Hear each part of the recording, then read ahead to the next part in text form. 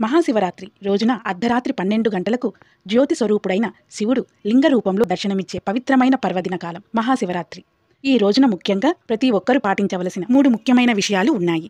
మొదటిది ఉపవాసం ఉండుట, రెండవది రాత్రి జాగరణ చేయటం, మూడవది శివనామ స్మరణతో స్వామివారికి అభిషేకం చేయటం.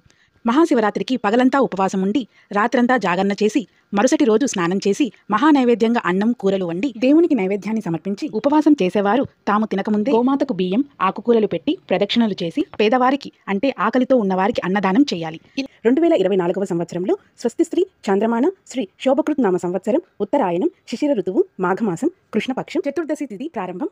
2024 మార్చి 8 శుక్రవారం రాత్రి 8:15 నుండి ప్రారంభమయ్యి మార్చి 9 శనివారం సాయంత్రం 5:57 వరకు ఈ చతుర్దశి తిథి. ఏ రోజున అయితే చతుర్దశి తిథి రాత్రి అంతా ఉంటుందో ఆ రోజుని మహాశివరాత్రి పర్వదినాన్ని జరుపుకోవాల్సి ఉంటుంది. 2024 మార్చి 8